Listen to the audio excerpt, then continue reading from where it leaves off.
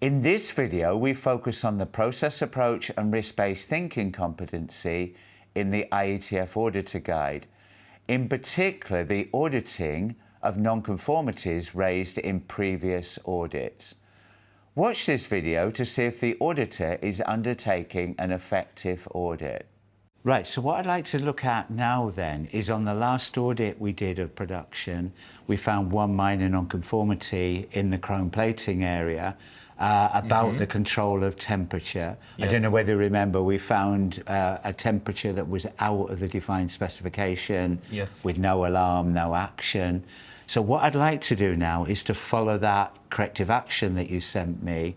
I would like to follow up on that, and maybe you could show me the improvements that you've made within the process. Maybe just give me a quick overview of the actions that you've taken. Yeah, sure. We had made a two-step action. And the first step was that we installed temperature sensors in the baths. So that's why we had an opportunity to measure them, but it was not enough. So we installed the second step action. With the help of our IT engineers, we updated the software that we use for our surveillance of the line. And now every time our temperature reaches a certain limit, which we set up, we get an alarm in the line that something is going wrong. And we also have a chance to visually see what are the temperatures in the certain bath every moment, you can say. That's excellent. So I see from your timing plan that those actions were finalized and implemented 2 months ago. Yes, that's so correct. What I'd like to do is to actually go to the chrome plating line and you show me those improvements. Can we do that now? Yes, okay, we can. Let's we go. Can do that. So then in the chrome plating process then, on my last audit, I found this problem where in zone 5, you're outside the temperature spec and there was no containment, no action plan. So I raised that as a minor nonconformity. Correct. Can you show me the action you've taken to address that? Yes, we have made two-step actions. So the first step was to install the temperature sensors in each bath so we can measure the actual temperature in the bath in the real-time situation. Okay, And the second step was that we updated our software with the help of our IT engineers. So now we can see the real-time temperatures on screen. And below every bath, you can see the temperature. If the temperature is going to the, let's say, limit, what we have defined in our software, the orange alarm goes on. As like a warning signal. Exactly. So all the operators and the shift leaders can see that something is going wrong.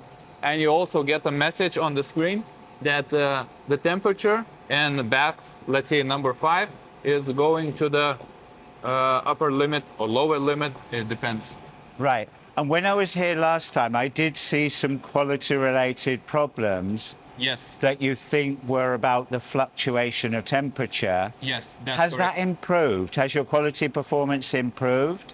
Yes, it did. We can actually take a look at our KPI indicators. Yeah, if we can look, that would be great. Sure.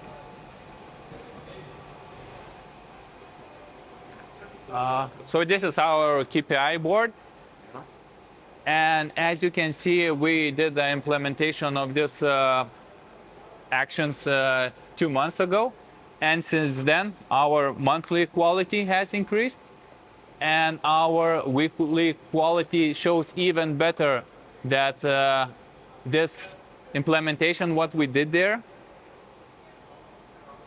improved our quality more than 10%, and now we are in a really, how to say, good results section, I would say. No, that's excellent. I can see 79.5% to 90%. That's a really good, and that's right first time quality. Exactly. Right.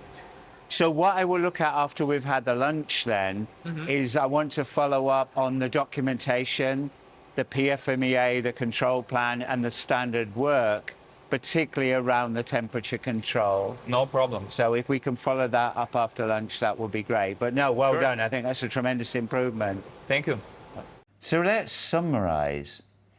In this audit, before the auditor went down to the work area, the auditor was getting an overview of the actions that had been taken by the organisation to address the non-conformity from the previous audit. Once they gained that overview, the auditor followed down to the relevant work area to verify the implementation of the action to address the non-conformity. And importantly, in the work area was not just looking at the action taken, but was also looking at the relevant performance data to see if there'd been an improvement in performance as a result of the corrective action taken. And also, in following the audit trail on the previous non-conformity, the auditor verified whether there'd been an update on the FMEA, an update on the control plan, and an update on any relevant standardized work as a result of the improvement that had been taken as a result of the previous audit non-conformity. So let's summarize with the key learning points. In any audit, whether it be an internal audit, a second-party audit, or a third-party audit, it is important that auditors follow up on any non-conformities that were raised in previous audits to verify the effective implementation of corrective action. This verification activity should not be done sat in an office, but once the auditor has refreshed their memory on what was the non-conformity and what was the proposed corrective action from the organisation, they should then follow that down to the relevant work area to verify the effective implementation of the corrective action.